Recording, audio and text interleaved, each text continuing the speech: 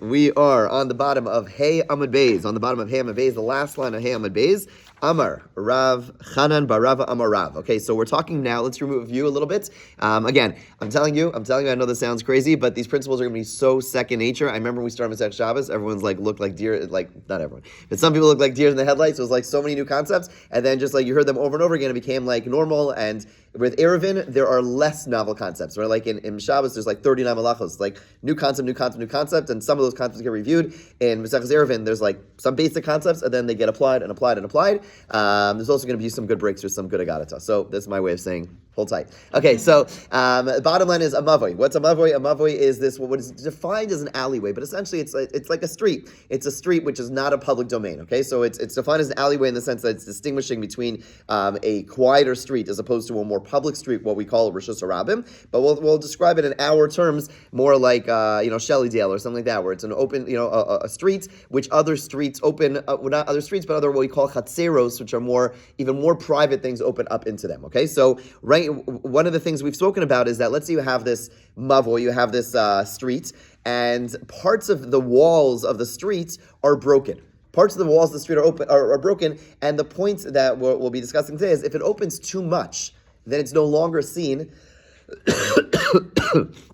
It's no longer seen as a mavoi, it's an alleyway. It's too open to the public domain which it's adjacent to, and therefore you can no longer rectify it. In other words, if it's a regular mavoi, if it's a regular alleyway, then we have the lechi, we have the korah, we have different ways of blocking it off, closing it off, and now you're allowed to carry in it. But if there's too much if let's say parts of the walls are broken, that they're broken too much, we'll define what too much is in a moment, we discussed, we're going to review it, then at that point it's too open to the public domain, that it's no longer seen as a private place because it's too open to it, and therefore the traffic goes too easily between them, and therefore you can't rectify, you can't fix it, and you won't be able to carry between it. Okay, today the main thing we're going to discuss is how big is that gap, that when parts of the walls break, how big is that gap that it no longer is seen as separate, and now it's seen as adjacent to the place next to it. That's going to be the primary discussion. So Amar Rav Chanan Barava Amar Rav, mavoi shenifratz, a mavoi that was breached. Okay, there's a gap in one of its walls. Mitzido be'eser, we're now on Vav Amud Aleph.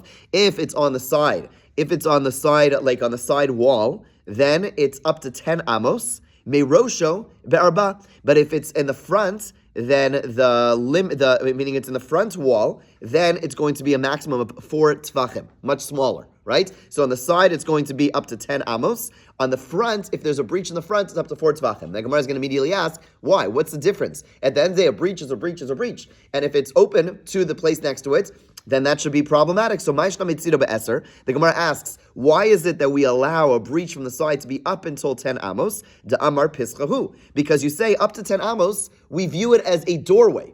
In other words, when does a breach no longer, right? Sometimes when there's a hole in a wall, no, that's not the right term in this context, but if there is some opening on the side of, let's say you have like your own fence. Let's just imagine you have a your backyard, right? And there's an opening in the courtyard. At some point, you'll say, oh, it's just another opening to your courtyard, to your backyard, right? In other words, let's say you have a fence around your backyard, but part of it's open. Is that called a hole, like it's broken, or is it a door, right? So the Gemara says up to 10 amos. The reason we're allowing it to be up to 10 amos on the side is because we view that as just a doorway. It's not like it's broken. It's like we view it as a doorway. Yeah, go ahead. I'm sorry, but if it was a doorway, wouldn't you need to put these the things on top and stuff?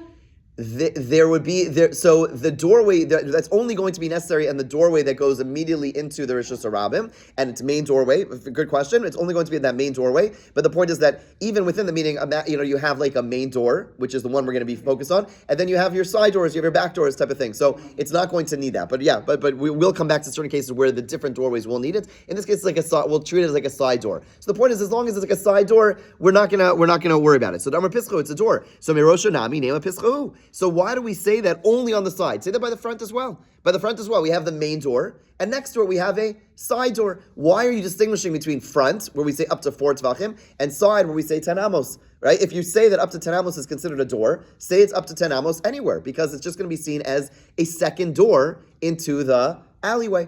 That's the Gemara's question. So the Gemara says, you're right. Amar Rav Huna Bereid Rav Yeshua, Kigon Shenifratz Bekeren Zavis. We're talking about, you're right, if there is a hole in the front, in other words, you have this large alleyway, and in the front you have your regular doorway, and we're going to have the korah, we're going to have the lechi blocking that thing, good. And then next to it, and then you have like a pillar, and then next to it you have a hole of 10 amos, totally fine. That's not a problem, because we treat it as like a second doorway, just like you treat the side as a second doorway. However, what we're talking about over here, Rav Huna, the son of Rav Yeshua, said it's up to 4 tvachim, it's kon shenifretz bekeren zavis. That's where at the corner, it's broken.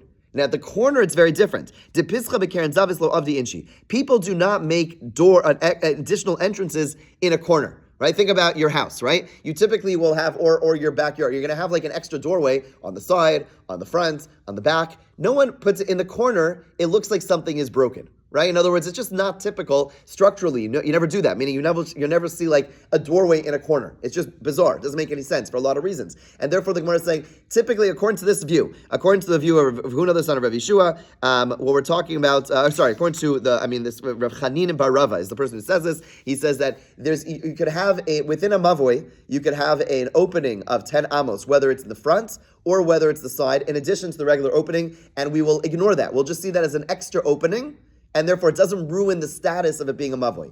But if you're going to have a hole in the corner, if the corner is broken down, if you want to look at the picture, you can look at the second picture on page 6A1. I'm going to try not to reference us to pictures too much because I got some feedback from a lot of people who listen to the shir while they drive, and this is not very fair or safe. So I'm going to try to spell things out. Hi Shlomo. But the point is that if it's in the corner, right where the two walls meet, it's a very bizarre place to make a doorway. We don't treat it as a doorway, and there it's going to be much smaller. It has to be up to 4 tvachim. Make sense? Yeah. Okay, but the bottom line is what comes out over here is aside from a breach in the corner, ignoring that case, but in a regular case where there's a breach, either in the front wall of the mavoi or the side wall of the mavoi, you have up to 10 amos. You have up to 10 amos. That's opinion number 1. We're going to see opinion number 2 about this. However, comes along Rav Huna, right? The first opinion was Rav Chanan Bar Rava. Now it's Rav Huna. Rav Huna Amar, echad zeh ve'echad zeh ba'arba. He says, nope. Wherever the hole is going to be, you have 4 tvachim to 4 tvachim as 4 tvachim would be seen as is small enough that we would ignore it. If it's larger than 4 tvachim, then you cannot ignore it, and it would ruin the mavoi. It would be too much of an opening, and it would no longer be a mavoi. That's very small, by the way, right? 4 tvachim, right? How big just 4 tvachim? It's like 4 fists, or looser or not. It's tiny, right? It's 4 tvachim. Once you have a breach that large, it no longer is going to be a mavoi, okay? And v'chein amar le Rav Huna Rav Chanan bar Rava, and Rav Huna said to Rav Chanan bar Rava, lo tifak, don't disagree with me. I'll prove it to you. Why? De Rav ikla de le damcharia. Rav traveled to a place called damcharia, and v'avaduv de kavasi, and there was a mavoi where the side wall was breached 4 tvachim, and he said, well, you can't carry this mavoi. He says a hole bigger than 4 tvachim. And so, in other words, Rav Chanan was trying, actually, if you were paying attention to the names, Rav Chanan bar Rava said his view in the name of Rav, and now Rav Huna says, I'll trump you. Don't quote me what he said, I'll tell you what he did. Oh, stop it. What's it called? It's a term, it's an English word. What's it called? But the point is that the point is that if it's more than 4 tvachim, if it's more than, we see Rav, you're quoting Rav saying the halacha is if it's large, if it's up to 10 amos, it's kosher. I'm telling you, we know a story of Rav who invalidated a mavoi when it was more than 4 tvachim wide of an opening. So clearly I'm right.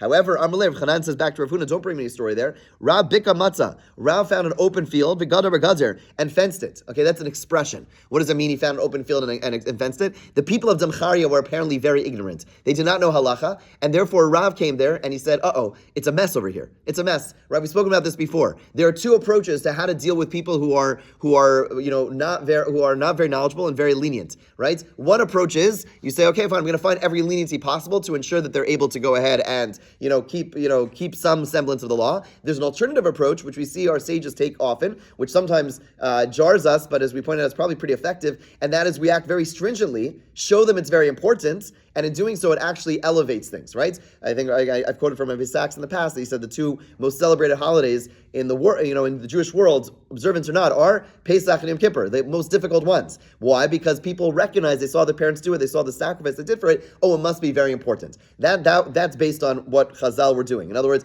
by elevating it, by making it strict, so much of Muktzah. Remember, for the early stages of Muktzah were all instituted in order because Shabbos was not being treated so well, so people were not keeping Shabbos so well. So they added all these stringencies, and in doing so, people said, "Oh my gosh, this is actually a big deal." If you treat it like nothing, then it's not a big deal. Okay, a little counterintuitive, but try tested and true. So the bottom line is, Rav Chanan pushes back to Rav Huna and says, don't bring me a proof from that case. You're right. There he invalidated Mavoi because it was larger than 4 tvachim. But that's an exceptional case. It was a group of people that didn't know what they were doing, and therefore he was very strict. But in a regular case, by us, in Baltimore, Ir HaKodesh, whatever it is, then no, he's not going to go ahead and make this stringency, and therefore don't bring me a proof from the people of Zamcharia.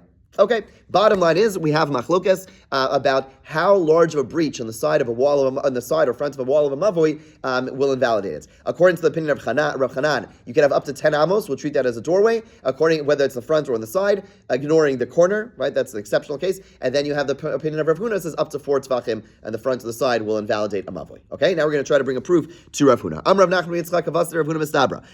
The opinion of Rav Huna is more reasonable. I'll bring you a proof to Itmar is taught. Mavoi akum. Let's say you have a bent mavoi. A bent mavoi means it's a mavoi in the shape of an L. Okay, so let's quickly learn a new concept. Until now, we've been talking about a mavoi, what is called a mavoi sasum. A mavoi sasum means you have a kind of like Shelley Dale might, I should probably stop using that because it's not a perfect case. But the point is similar to Shelley Dale in the sense that it's not open. Shelley Dale's not open on both sides, right? Shelley Dale goes into Pimlico.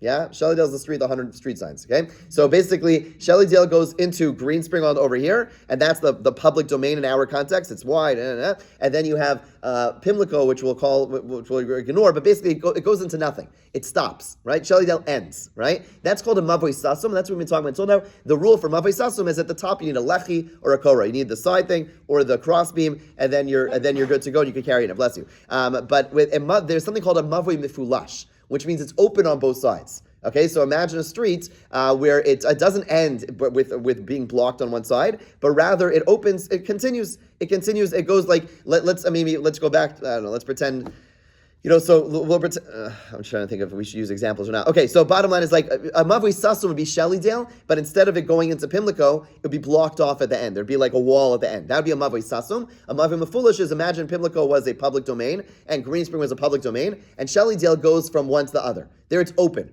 Now you can imagine, when it's open, you're going to need more to block it, right? Because it's more open into public domains. So if it's a Mavoi Sasum, that's what we've been talking about until now, you have a Lech, you have a Korah. If it's a Mavoi Mefulash, open on both sides, you're going to need a Tzuras HaPesach, like a doorway construction on one side, and a Lechi or Korah on the other side. That's the regular halacha. Now here, we're talking about an in-between case. Why? Because it's a Mavoi that is shaped like an L.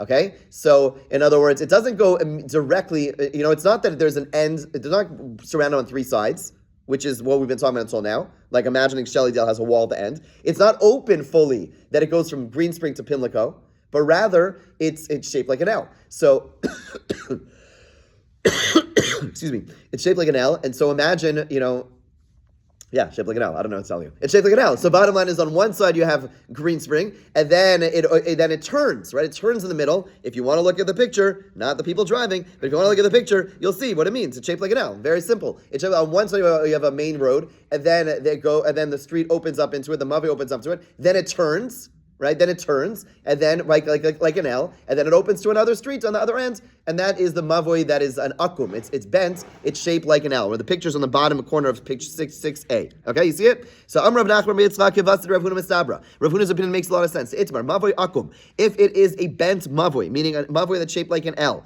Rav Amar Tarasing Mefulash. Rav says it is exactly like an open mavoi. We treat it no different than if it was open straight, like the case of Green Spring on one side, Pimlico on the other, Shelley Dale in the middle. It's exactly the same halacha. We treat it exactly the same. However, Shmuel Amar Tzarasar Kasas, we're on 682. Shmuel says no, we treat it like a closed mavoi. Okay, in which case, if it's a closed mavoi, right? So what's the difference if it's a closed mavoi or not? Why does it make a difference? What do you mean? They're shaped like an L. Difference in what? What are you saying? It should be more like what?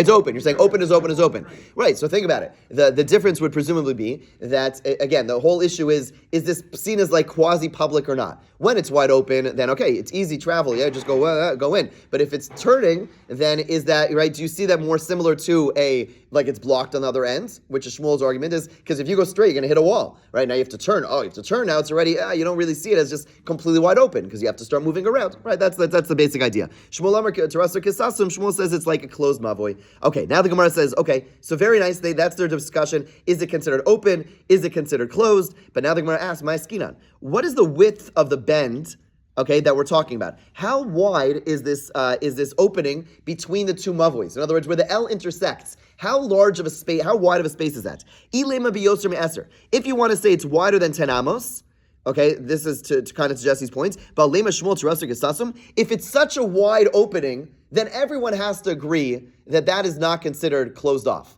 Because if the L intersect is so wide, then it's basically granted you turn. But if it's such an open turn, then really you just will treat it as just an open thing.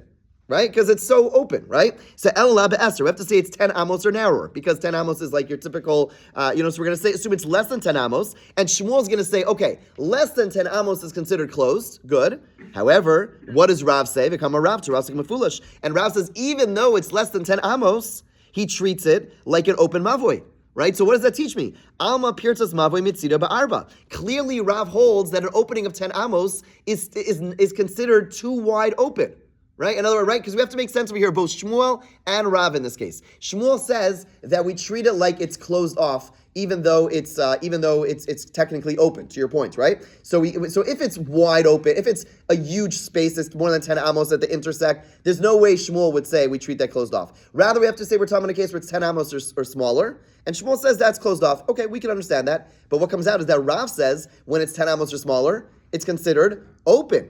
It's considered open. So what do you see from here? Rav holds that an opening of 10, right? We're going to apply that same principle, even though here we're talking about the mavoi and the L, but that means it's the same principle. We're talking about what opens up a mavoi to make it too open. And Rav is saying that there's a 10 amma opening over here, and yet Rav says it's wide open, right? It's wide open. So clearly you see Rav holds that a hole of 10 amos is wide open, which goes like the opinion of Rav Huna, who said that only a 4 tefach opening is allowed, and not like the opinion of Rav Chanin, who says that it could be up to 10 amos, right? This seems to be a proof to Rav. The Gemara says, no, maybe no proof. Rav Chanan barava shani hasam dikabaki barabim. Maybe this is different. In other words, until now we've been talking about a mavoi. You have your regular mavoi, and then you have a hole in the side of the wall, right? There, Rav Chanan and Rav Huna are arguing about how large could the wall be. Right? Now there, if we have, let's say you have a regular street, you have you have a regular street, and then you have a hole on the side of the street. Are people walking through this hole? Maybe some guy in a rush, maybe my kid who likes taking shortcuts will go through that, but it's not your typical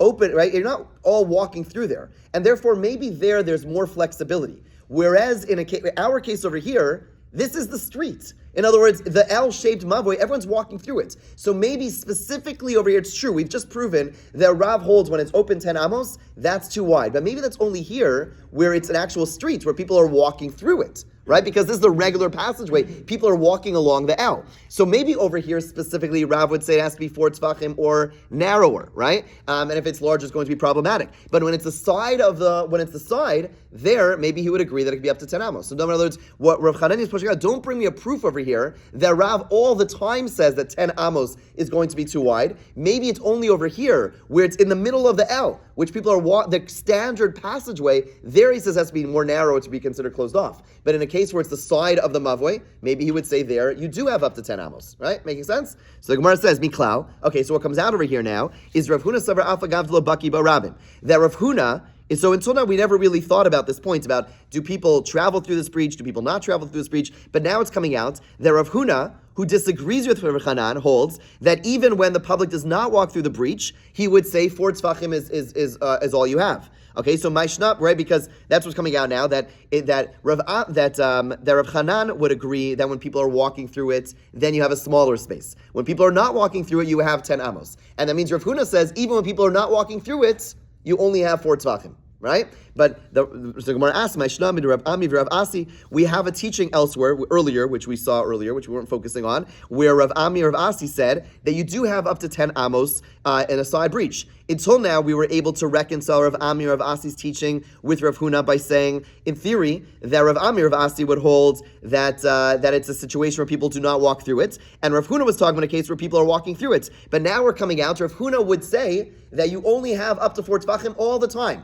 Whether people walk through it or not, you only have up to 4 tefachim. And yet you have this opinion of Amir of Asi, who say you have up to 10 amos. How do you reconcile these two views? So the Gemara says, Hasam de'ika gidure, hacha deleka gidure. So basically we're saying like this. Rav Amir of Asi are able to be consistent with the view of Rav Huna because they could say that up to 10 amos is where there are ridges. In other words, like this. Until now, we've been talking about breaches in a wall, but there really are 3 different types of breaches in a wall. Okay, there's the opening of the wall in the middle of the mavoi, in the middle of the road. There, it's everyone's walking through it. You can imagine people are going to be more strict, and that's what Rav Chanan saying. But now let's focus on the side breaches. Rav Huna said, how much space do you have on the side breach? Remember, 10 amos for 4 tefachim. Rav Huna is the more stringent one. It says up to 4 tefachim. Okay, but there's an opinion of Amir of Asi who say up to 10 amos, which we're going to try to say is consistent with this view of 4 tefachim. How do you do so? Because you could point out that when there's a wall that breaks down, there's 2 types of walls that break down. Sometimes it breaks down and it's completely wide open. There is no impediment whatsoever walking through it, and therefore everyone's going to walk through it. So you're going to make your shortcuts in Baltimore through all the backyards. When it's a wide open thing, no problem. But sometimes you have a wall that breaks down and there are bricks that are sticking out. Right? Either on the bottom they're sticking out a little bit, on the sides they're sticking out a little bit. There is a breach of 10 amos, but it's a little bit precarious to walk. It's a little challenging to walk through. There, even Rav Huna would agree that up to 10 you'd have 10 amos. Why? Because it's a difficult wall to pass through, right? Because there's still stuff coming out of the wall, and therefore it might be more. Therefore, you might have more space. So now what we're coming out as Rav Huna's view is that when you have a breach that is easy breach to walk through, you have 4 tefachim and nothing more. Once it's more than the 4 tefachim, you lose your status of being a mavui. When it's a breach that is hard to walk through because there's still ridges, there's still bricks, there's still stuff sticking out, then you have up to 10 amos because the question is more about accessibility, and it's inaccessible or it's difficult to access, and therefore he would agree you have up to 10 tefachim. Good? Not so bad, right? Okay, say right? Principles are coming through. Yeah? Okay, Tana Rabbana, let's go a little bit further. Says the Gemara, we have a brisa. Ketzad me'arvin derech reshus harabim. Okay, now we're about to introduce something which is on face value not going to make any sense, and we're not going to finish this discussion until tomorrow. But the brisa says, how do we adjust a street that is reshus harabim? Okay, what is reshus harabim? Reshus harabim is something which is 16 tefachim wide. Okay, 16 amos wide, excuse me. Okay, fine. So it has to be wide. It has to have, now here's a matter of a huge debate, which has massive ramifications. There's machlokas rishonim if you need to have 600,000 people passing through it on a daily basis. Some say yes. Okay, which will limit it to very specific streets. Some say even if less than 600,000 people are going through it, it's still going to be Reshus Harabim, which would open it to many other possibilities. Okay, so we will get a little bit into the Manhattan, Eruv controversy, the Brooklyn Eruv controversy, which we'll be talking about as we get through these halachos, because these halachos are built on how do you interpret some of these gemaras. Fine. Bottom line is the Gemara says, how do you adjust a street that is Reshus Harabim? So the Gemara says, so if you have Reshus Harabim, however you define Reshus Harabim, how do you create it that you're able to walk on the Reshus Harabim? So when it says Osat Shuras Pesach Mikan, you make a form of a doorway on one side, Ulechi v'Korah Mikan, and you make a lechi and a korah on the other side. Okay, that's the Tanakama. That's the first opinion. Chananya Omer, no. The Chananya brings two different views. Beishamir Omerim Osa Delas Mikan, Videlas Mikan. Beishamir says the only way to close off Rosh Hashanah is to make an actual doorway on one. Like imagine like a gate of like in the ancient world you have like a gate blocking one side of the street. So you make a door on one, a door on the other. Ushayotz v'nichnas Noel. And when you go in or out, you have to close the door behind you. You can't keep the door open. Beisil Omerim Osa Delas Mikan. You make a door on one side. Ulechi v'Korah Mikan and Ulechi v'Korah on the opposite side. Okay, so we have these different views about how you close in an actual Reshus Harabim. The Gemara is tomorrow. We're going to get into the Gemara. The Gemara is going to ask, wait, can you even I think if you remember, we discussed earlier, the whole concept of an Eruv is that it's only within rabbinic applications. In other words, if the Torah says you have something called a Reshus Harabim, you can't override that with an Eruv. An Eruv is a built-in loophole for rabbinic restriction, prohibition. In other words, Rishus Rabbim is something the Torah says. You can't carry Rishus Rabbim. The rabbis can't come along and override that with all the strings and boxes that they want. You can't do that. You can't override a biblical thing. The whole notion of Eruv is only when it's already rabbinic. The rabbis say you can't do this, and built into it, they say, but if you do this, you can do it, right? So the Gemara is going to question tomorrow, wait, what's going on over here? How do you override a public domain? Rishus Rabbim is a biblical public domain. What are we talking about over here? So we're going to get into that tomorrow. Have a great day.